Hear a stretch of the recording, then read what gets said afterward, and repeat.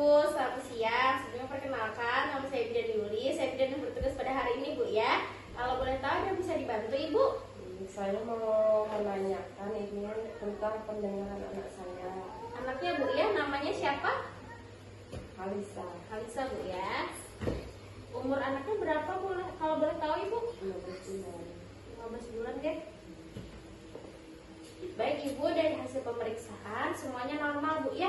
Baik, jadi kita mulai aja untuk pemeriksaan. Sebelumnya saya ingin menjelaskan dulu tujuan dari pemeriksaan ini adalah untuk mengetahui Bu ya sejauh mana kemampuan pendengar anak Ibu, apakah sesuai dengan usianya atau tidak. Apakah Ibu bersedia sebelumnya untuk dilakukan pemeriksaan? Ya. Baik Bu ya, sebelumnya untuk pemeriksaan ini tidak menimbulkan rasa sakit. Mungkin ada beberapa pertanyaan yang akan saya tanyakan, Ibu bisa menjawab dengan ya atau tidak Bu ya. Baik, untuk yang pertama, saat anaknya tidur, terus Ibu membuat suatu kegaduhan atau berbicara dengan kencang, apakah anaknya merespon atau bergerak atau terbangun saat tertidur? Ya. Oke. Terus saat anaknya tidur, apakah saat Ibu menepukkan tangan, anaknya terkejut atau bangun saat Ibu menepukkan tangan dengan kencang? Ya. Misalnya Ibu membuat suara nyaring seperti piring jatuh atau benda lain yang jatuh, terus nggak ada suara nyaring seperti batuk, apakah anaknya juga terbangun atau terkejut Bu saat mendengar?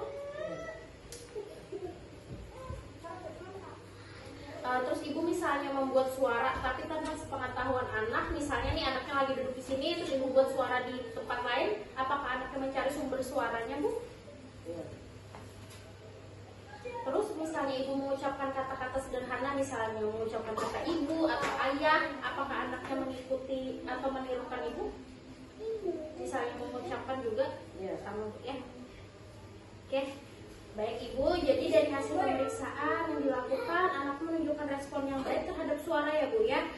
Itu artinya semua pemeriksaan normal, tapi saya sarankan agar Ibu tetap memberikan stimulasi pendengaran dengan mengajarkan anak berbicara atau mendengarkan banyak suara-suara di sekitar Ibu ya. Ya. Sebelumnya ada yang mau ditanyakan dulu? Ya. Oke.